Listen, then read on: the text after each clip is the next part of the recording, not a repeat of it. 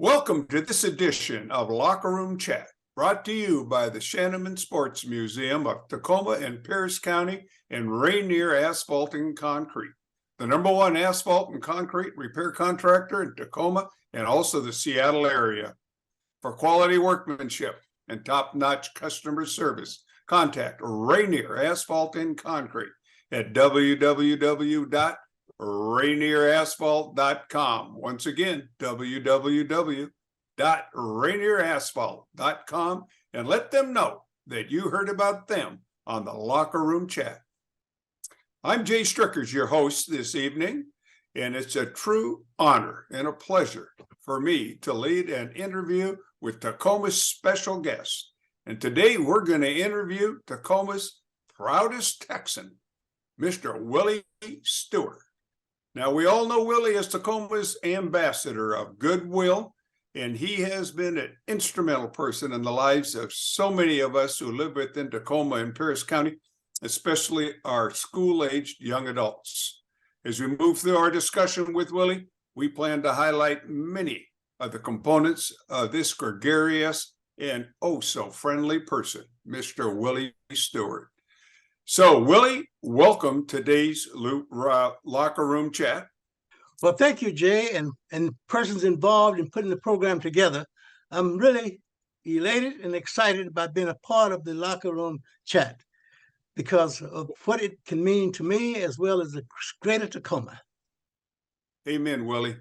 So let's start talking about your roots, Willie. We know it's Texas and your upbringing in that great state. Obviously, you've got great pride in that state as well as the state of Washington.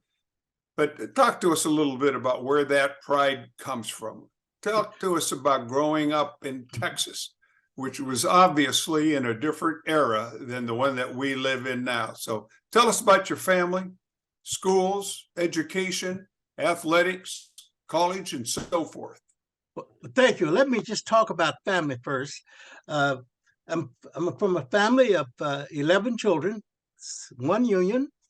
I'm number 10 in the line. There are 7 boys, 4 girls. At this point of stage, only 3 of us still living. I'm the only boy living, and I have 2 sisters, one 81 and one 91, and I'm 87. We were sharecroppers in our early years, and that was the economic part. The educational part was totally different from what one would expect in this part of the country.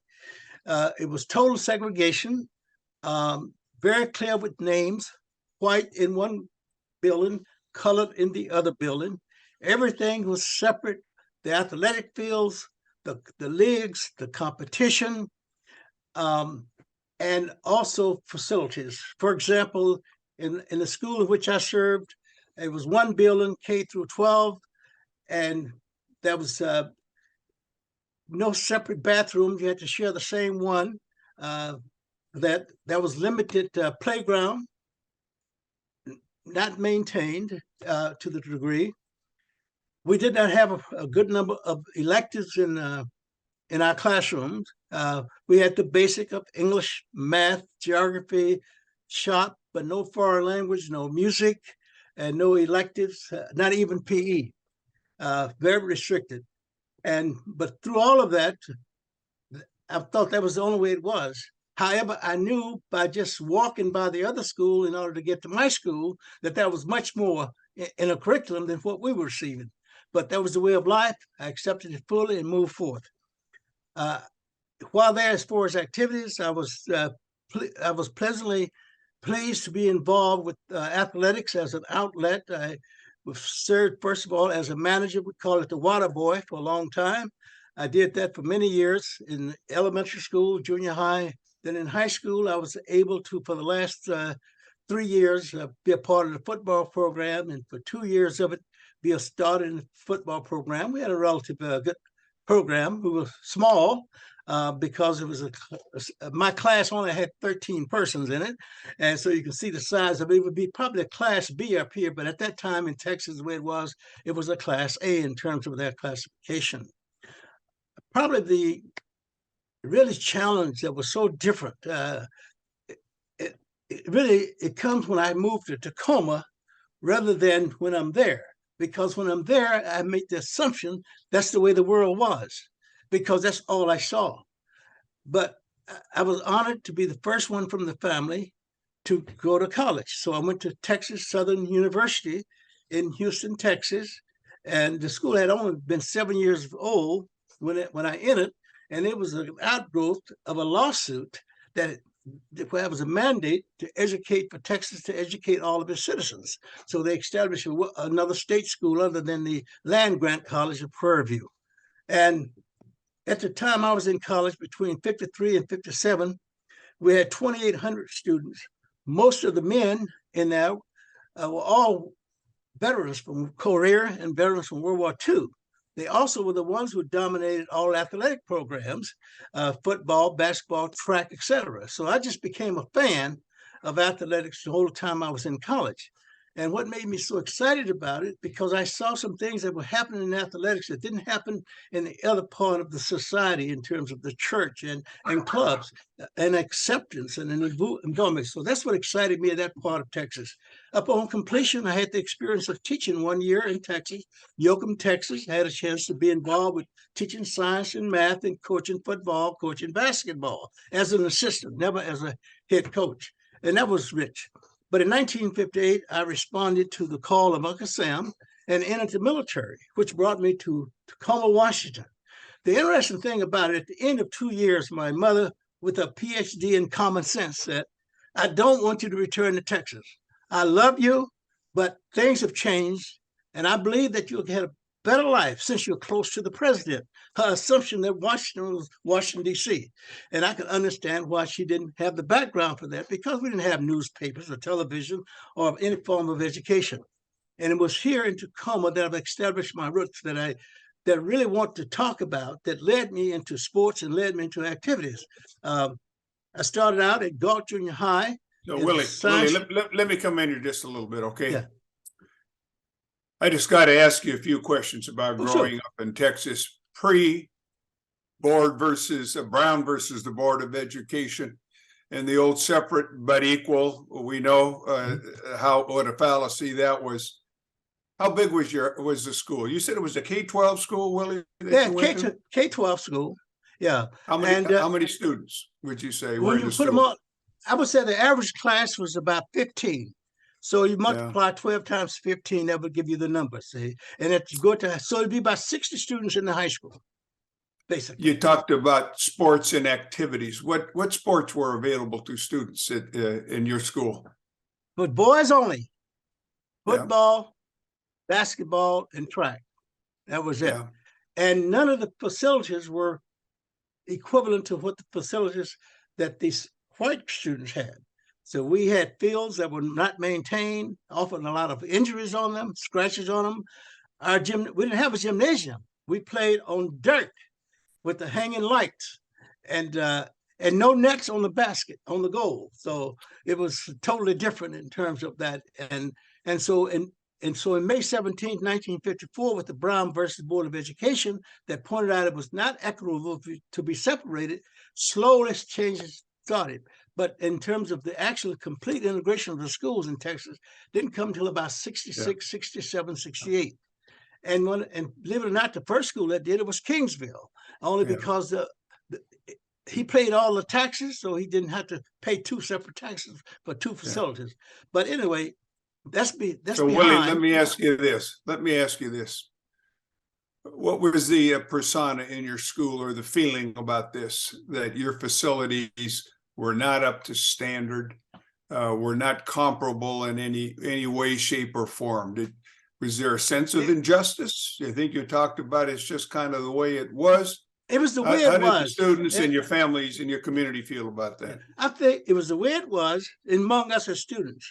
But in the background, you could see some groundswell from ministers, from undertakers, that life could be better. See, but every decision making in town, somebody worked for them. So you had to be very cautious about your behavior if you want to maintain food to eat. So it was really a rigid, suppressive situation. And that's why it had to come from the government rather than at the national level rather than the state and local level. Yeah. And as we went to college, then we got a broader base of understanding, and that's why you had the groundswell from the college students, because that's what started the sit-ins and all of that. But at those that were left at the lower level, they did not get any involvement because of fear of retaliation, lynchings, and a variety of things. Sure.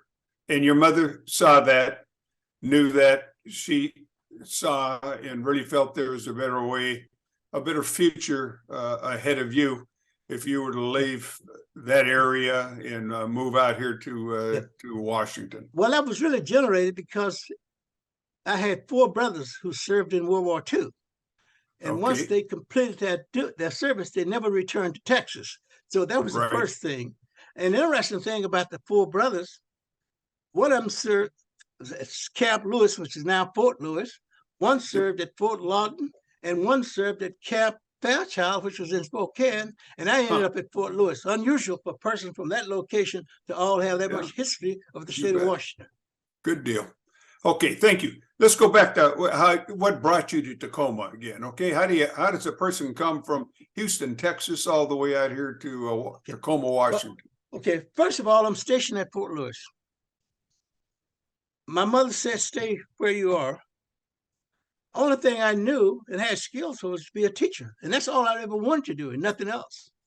And so I made the decision in May of 1960, while I was in a pup tent up at over in Yakima, knowing that military was not for me if I had to live that type of life. So I made application. There was no typewriter, you just write notes. And I sent a note in, and the person who happened to have been the superintendent for personnel at the time was a guy named Les Hoare, who also had been an administrator at Lincoln High School. After an extensive interview for 40 minutes, he talked about everything but about teaching. And I said, "Mr. Hoare, I came here to teach." He said, "Shucks, fellow Texan, you were hired before you got here.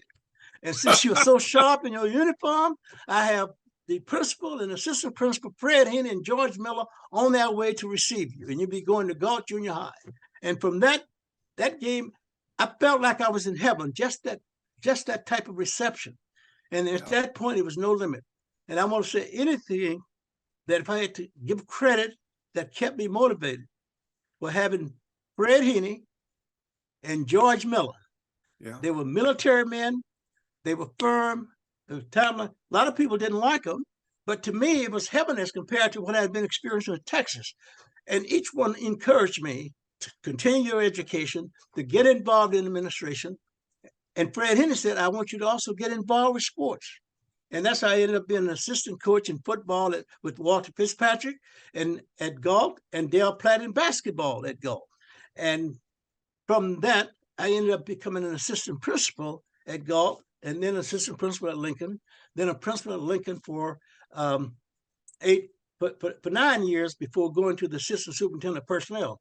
But I want to stay with the sports for a minute. But it was that experience at Galt and Lincoln that really excited me about sports. I had never heard of a grid go round, a hoop go round. And it was Dale Platt who made sure that I was introduced to all of these things. And I want to give him credit for making a difference in my life. And then he encouraged me to get involved. And then come along, Danny, being mayor, I want to invite you to go to the Tacoma Athletic Commission. And that changed me forever, because I saw a group of men, not women at that time, who really had an interest in amateur sports in Tacoma at the highest level, doing things for the boys and girls, and specifically for the boys at that time. And later they had developed the same interest for girls. And out of that, then they decided to form the Shattleman Museum. And I was invited by Dan Enveen and others to be a part of that group, which I'm still a part of. So I can sit here and say I've been with Shattleman Museum from its conception and TAC for 52 years. And then I had Santa Mazzei and Gene Breckenridge came along and said, "Listen, you should be a part of the Kiwanis Club of Tacoma." So I've been a 52-year member of that. My stick-to-itness was from my mother.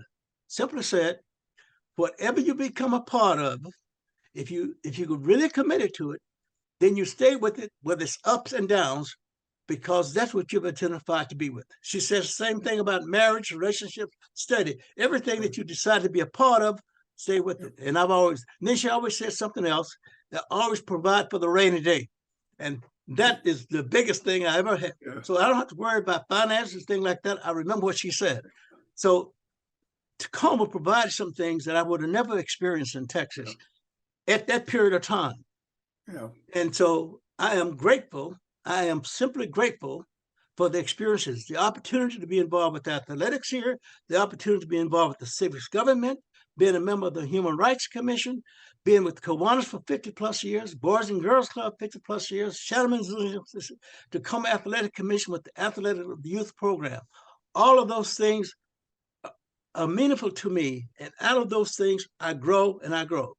If you go to the educational component, I can appreciate saying I was the principal at Lincoln High School, and there's a Willie Stewart Academy named after me. That's fine. But my whole mantra is service, service, service, volunteerism of time, money, and energy. And I firmly believe that. In terms of something special that I want to share, that a part of this was being recognized for race relations by being selected as the Greater Tacoma Peace Laureate in 2019, that provided me with a trip to go to Oslo, Norway.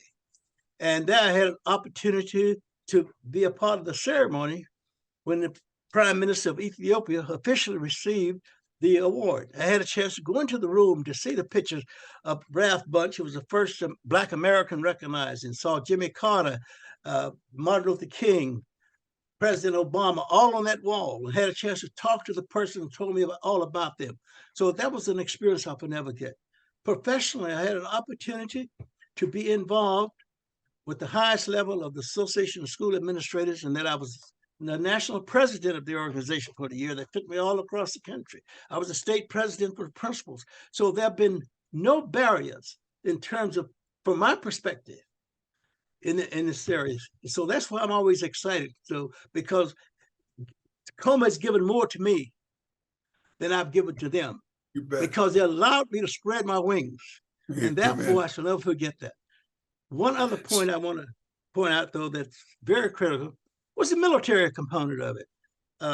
I served 2 years in the infantry, enlisted, and like everyone else, ready to get in after 2 years. And the late Charles P. Larson, who was an advocate for sports and boxing and all, came to me and said, didn't call me by rank, he just said, Stewart, I don't want you to get out. I want you to consider a reserve commission and be a part of me. The interesting part, I wonder, how did he get acquainted with me? Well, it started out because, as you know, as a pathologist, you do autopsies. And I was his assistant on doing several of those.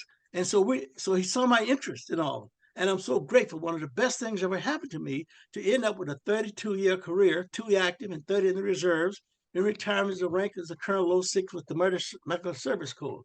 And all of those jobs allowed me to also contribute financially to athletics and to be a part of athletics. And I'm open for any other direction in which you would like to take me, or any questions that you want to clarify. Well, Willie, you know, of all your years and all the time and energy you've put into all the things you've talked about here in Tacoma Pierce County, there's no doubt you took great pride in everything that you have touched and have ever been a part of. Is there something that you kind of have the greatest pride in, or something that stands out there? And then on the other side, was there what something stands that out was... also provides the challenge. I think the greatest thing we have in Tacoma is the Tacoma Athletic Commission, the Shama Museum, because these organizations are open doors to all students, all genders, all ages. And I'm beginning to see a larger population is not recognizing that. And I would hope that persons come on board, the younger members join the organization, and the older members finance it, because it's a history should never be forgotten long after we're gone, because it serves as a model for what we can become as individuals. And I've seen sports change lives. And someone asked me, and in fact, I hate to tell you, I'm embarrassed to say that, in terms of just socialization, race relations, we accomplished more in the field of athletics than we did in the church and religion, which is a condemnation.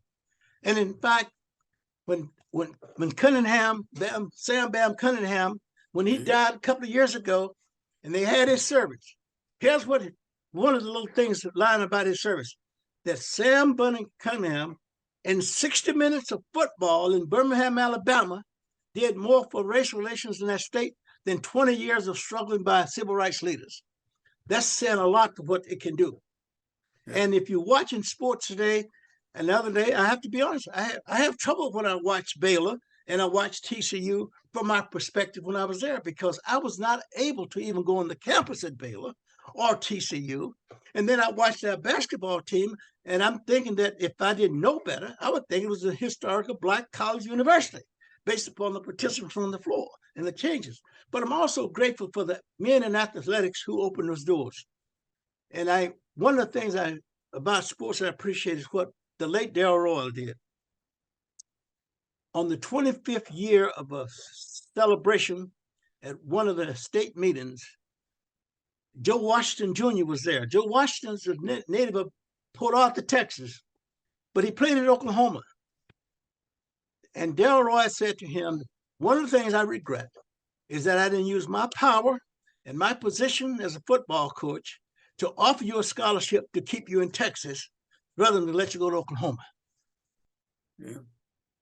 But some of his proteges took the mantle, Fred Akers and others, and carried it on. They gave us Earl Campbell, Roosevelt Lakes, Williams, and others. So that's what I like about sports.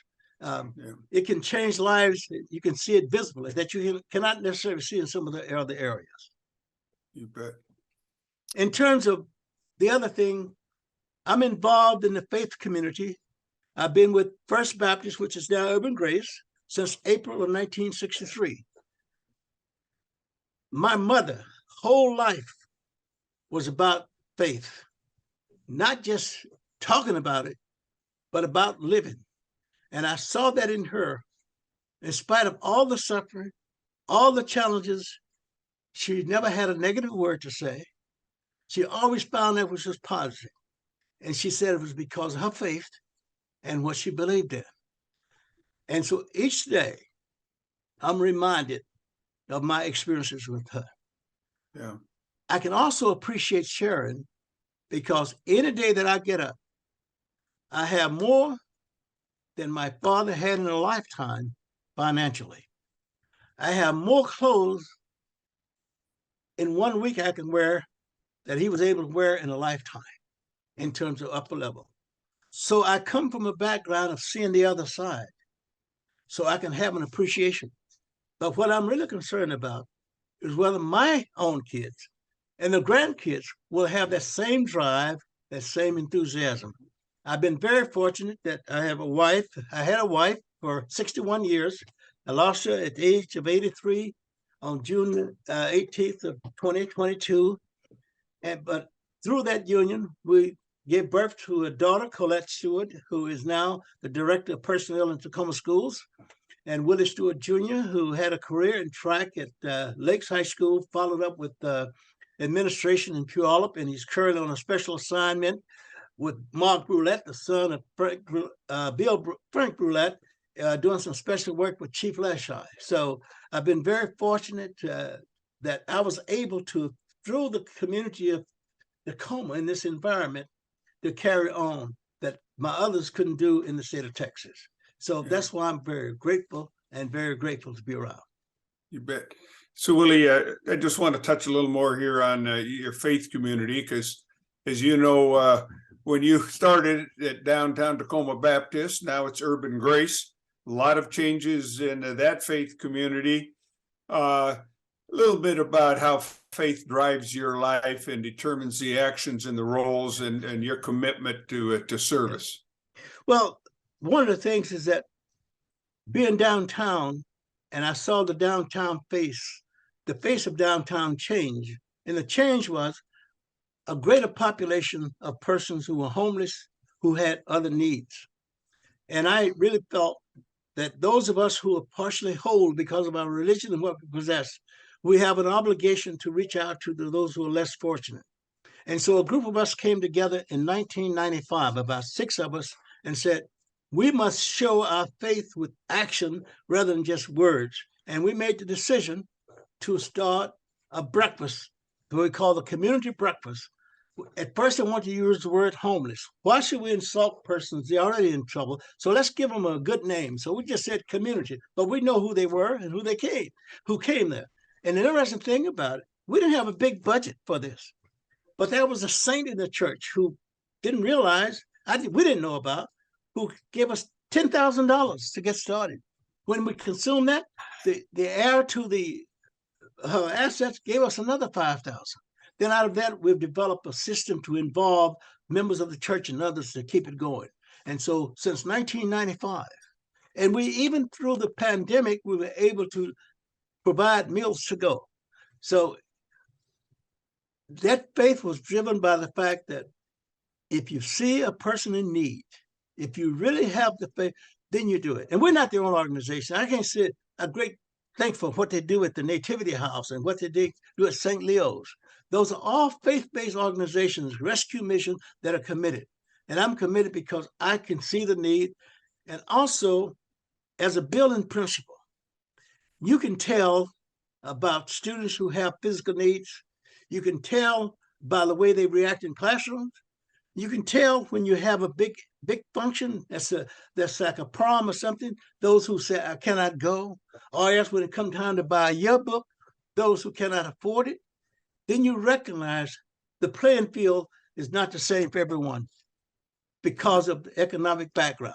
And so it's out of that observation, all these things, what really drove me to put my faith into action. And I still do it. You bet. Well, there's no doubt about that, Willie. So let's just talk a little bit more about the school business. You mentioned you're a teacher, coach, assistant principal at the junior high level in your day, the high school level, then on to, personnel and even on the school board. So some of the biggest positives that you took out of that with had to be thousands and thousands of students and parents and teachers and fellow people. And then some of the challenges, the significant challenges, and you've hit on that a little bit, but the high notes of your role. Let me start out. The first challenge, and you will laugh about it today, was in 1972 when the mothers challenged me about whether or not the girls should wear pants. And then there was a segment said yes, another segment said no. Well, this is the PTA. I'm just at the school. I'm not running the PTA. So they had an overflow crowd at the PTA meeting.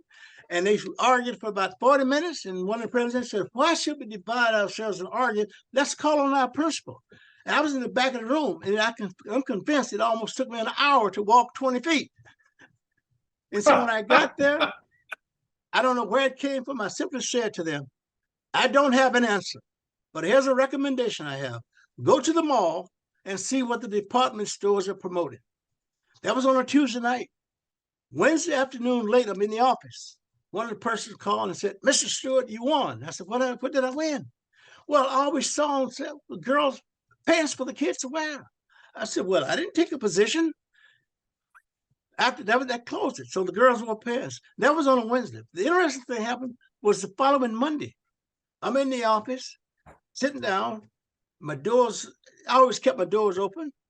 And this prime department head in English, female, came to me and snapped me. She said, Mr. Stewart, if the girls can wear pants, why can't the teachers? I said, did anyone tell you couldn't? And that was the end of it. But who benefited from that was Nostrum, Bon Marché, and others, because those ladies wanted to look how good. So they were spending $400 and $500 for suits to wear to school to show the men that they can look good in pants. So that was one. Probably the other one was when there was the decision that we should have coeducation in PE, coeducation in industrial arts, coeducation in home economics. And that were those who came to me. Now, how are those women in clothing and food going to handle those husky boys and all of that? How are they going to? And then you go down to PE, you have Mr. Ed Armstrong, that huge guy. How those girls are going to deal with him? And then you have little Jackie Arps and others in PE, and how are they going to handle the boys? Well, I want to just share. It was an interesting thing. Mrs. Halsey, who was one of the food clothing teachers, and Mrs. Todd, one of the food teachers, came to me and said, "Mr. Stewart, I want you to know the best students in my class are the boys because they want to learn. The girls always said what my mother does, and it's been great." So I saw a couple of the girls in Ed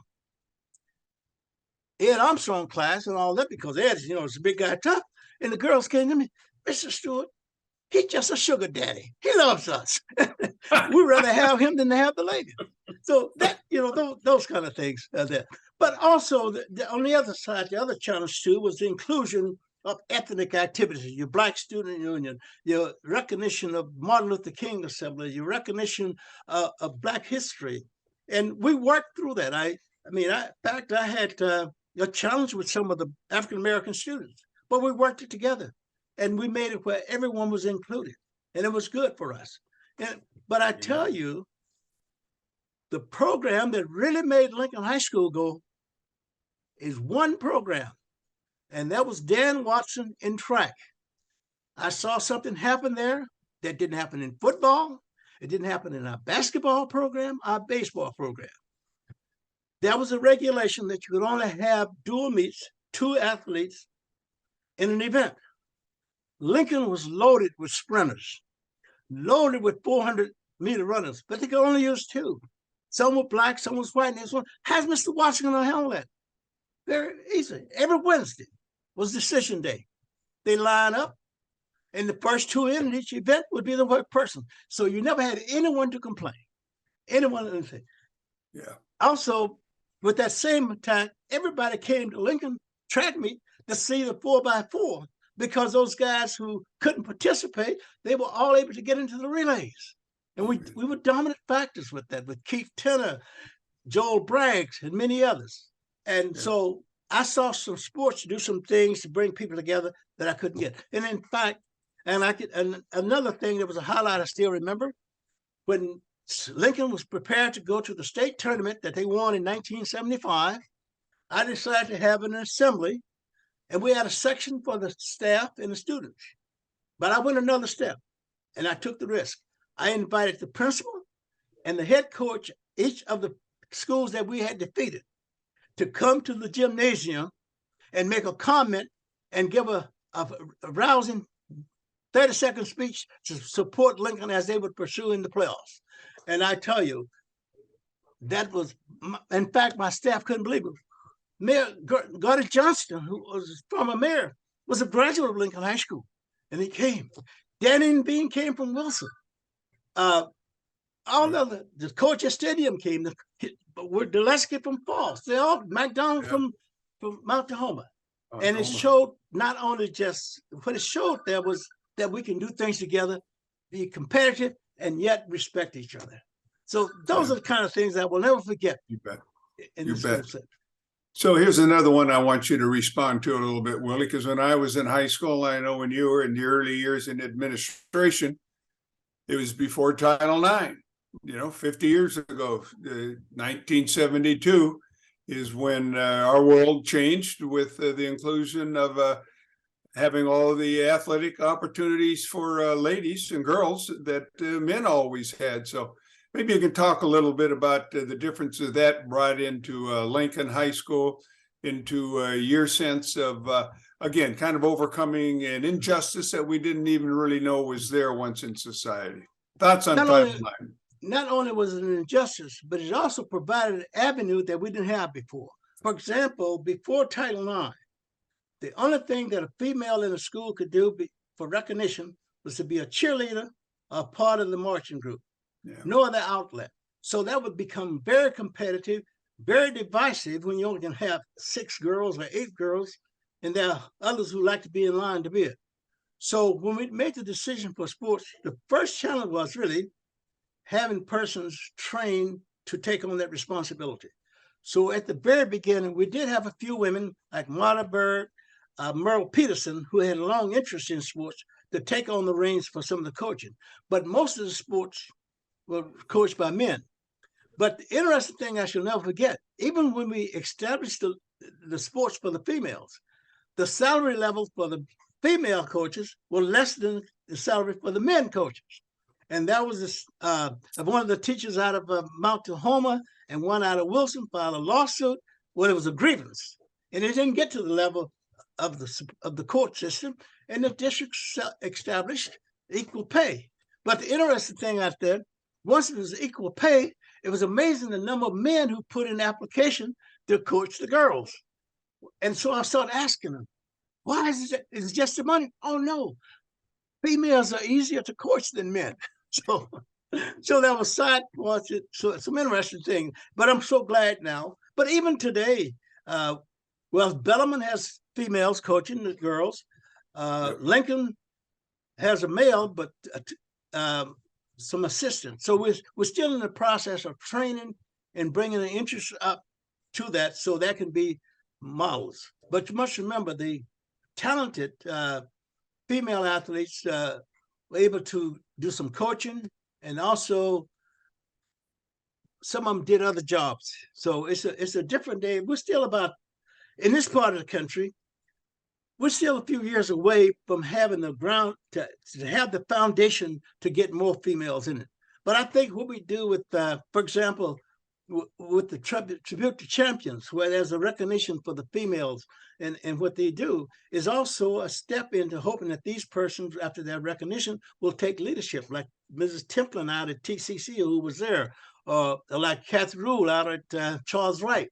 So we're getting more of that, but it takes some time. We have to work it. But what I'm going to say, there's no barrier in terms of someone saying you cannot do it. Yeah. Yep. The opportunity is there. It's just a matter of whether you want to step into it. So, Willie, we've talked quite a bit about school and societies within school and the influence you've had on those, how you've learned and inspired people. Greater society. What do you think are some of the most satisfying changes that you've seen in the greater society, Tacoma, our country, that you have seen through the years, and from your perspective?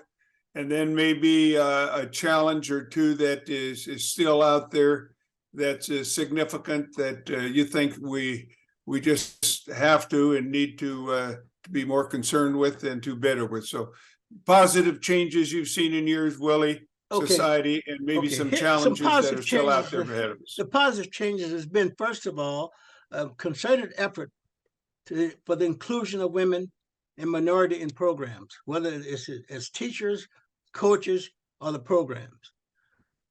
The challenge I see is there still seems to be a level that has not been reached. For example, here's a current situation at the National Football League level, as an example. Kellen Moore was terminated as the offensive coordinator at Dallas in the morning. In the afternoon, he's an offensive coordinator for the San Diego Chargers. Hackett is eliminated as the coach at Denver, and now he's the offensive coordinator for another place. Romo was removed from his position, then he comes an offensive coordinator for New York, which he eventually loses. You have Flores, who was a coach at Miami, separated, and the only person hired him was Pittsburgh with Mike Tomlin, who is an African American, and with an organization with the Rooney Rule that places emphasis on affirmative action. Yeah.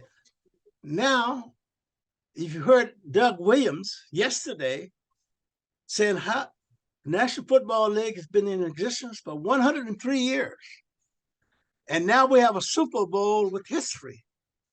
Both quarterbacks are African American.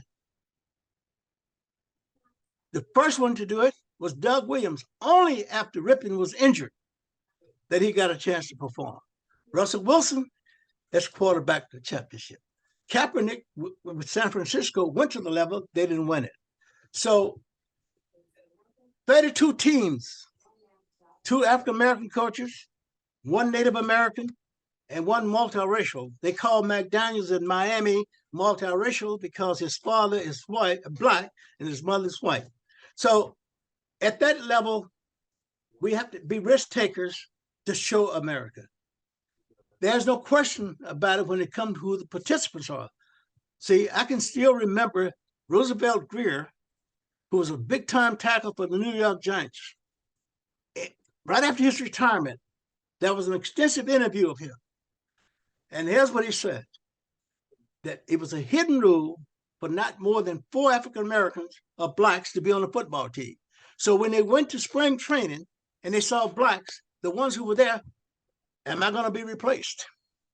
Because that's them. And probably the coach who led the banner to move it all was Coach Vince Lombardi, who was one of the last ones to be selected from the coach from the original group from Fordham, because he was considered too tough and mean, so he wouldn't be successful. But look at his championship. Yeah. And so you've had some men who have taken charge. They've done some things, but we still have some places to go. I'm very pleased with the public schools. I cannot speak for across the country in public schools, but I can speak for the state of Washington. I mean, in terms of females, in terms of persons of color, Eatonville are one of those. They have an African American. We've had a Hispanic superintendent here, 2 African American superintendents. One is in. You have one up in Seattle. You have another person of color just taking over Bellevue and Kent. So there's been a tremendous amount of work, but there's still work to do if you look at the total nation rather than just Tacoma. But I'm very proud of even though there's still some things we need to do, I'm still proud of it. And I was so elated. Last night I saw something that I remarked to a group. I said, this is a game between Rogers and Curtis, that first postseason game. The game started. I checked to the guy, I said, do you see anything out there? He said, no, I don't see anything. I said, I'm going to tell you what you should see. The fact that all 3 referees are African American. And I said that because I can remember when there were only 1 or 2, and they were only assigned outside of the city of Tacoma. Now there's total inclusion, and I'm proud of it. NFL the same way. The Pac-10 and all the rest the same way. They're moving. So again, I'm saying it's unfortunate the athletics are still leading the way rather than other part of our society in spite of some shortcomings. You bet. So Willie, you were talking about going and watching high school sports, college sports. We know you go to so many games to observe the action and what's going on. Do you find yourself going to a game and rooting for one team over another, one school? Do you go watch Lincoln? You feel you have to root for them? Is there something on the collegiate level, different schools, programs that draw your interest and that you like? And if there is there a reason why you gravitate towards supporting certain schools, programs, et cetera? I'm proud to say I have balance in my attendance. For example, on Martin Luther King's Day after the breakfast at the University of Washington, I went over to UPS and watched 4 basketball games, and 3 of the games involved girls. And they were from different areas. I just like to see good competition. And when I go, I try to see whether or not they have fundamentals. I like to watch the behavior of the coaches. I'm not attached to whether it has to be Lincoln or Wilson. Sure, deep down in an emotion you'd like to see them, but no, I'm not. And in fact, I've probably seen more Curtis games this year than any of them. But I have to say, I went to Curtis because I wanted to see this Zoom. I don't think he's human. He's 16, and yet that's who I am. That's what I enjoy seeing, and I watch it. So no, I mean, I've been to stadium, I've been out to Emerald Ridge, been over the Puyallup, I've been out to Spanaway Lake, you name it. And different teams. I've gone where, and in fact, I was out of the game at Gig Harbor that involved Gig Harbor and Yem. And one of the persons walked up to me and said, do you have anyone on either one of the teams? I said, no. They said, why are you here? So it's all kind of lessons and experience. I follow where I think there's, and even when I was growing up in Texas, I would try to find out where would be the best game this played when the year I was teaching. Because blacks had to play on Saturday night because we couldn't use the field on Friday night. So I would try to find out where the best game was, and I would drive. Yeah, I would drive 80 miles to see a good game. So here's one for you, Willie. Recently, the Alamo Bowl in the great state of Texas, as you know, in San Antonio, University of Washington versus Texas. Do you pull for either one of those teams? Do you just want to see a good football game, or how do you go through a game like that? I have to be honest with you. I pull for University of Washington. Yep. And I think I was so impressed with the offense of Washington this year. And that's why I was really pulling for them, but not to the point of being upset one way or the other, because I enjoy games. And I saw many bowl games that I had no association with. I just like to see certain coaches and certain strategies and all. So I can be the armchair quarterback because I could never do it. And I'm the same way with, if there's one thing I would like to see change in school, a great emphasis on baseball, not because Aaron Pointer is around, but we need it because we need to get more inner city kids into it. Yeah. Yeah.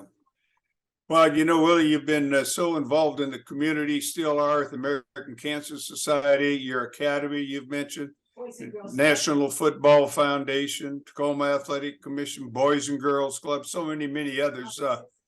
College Success Foundation. I'm getting a little help from my wife here on this one. Politics, Willie. I'm sure a lot of people at one time or another had to say, Willie, did you ever think about running for an office? We know you were on the school board, but why not Willie in politics? Did you ever consider it? Well, I consider school board being politics, but not in the original politics you think about. No, I never thought about that. I just felt that it would be too restrictive on me, that I would be devoting too much time to that. And I like to just dip into a lot of things. I like to spread my wings out rather than a single focus. But I try to support different ones. And former students who are involved with politics, but my action there is behind the scene with finances rather than being personally involved. You bet.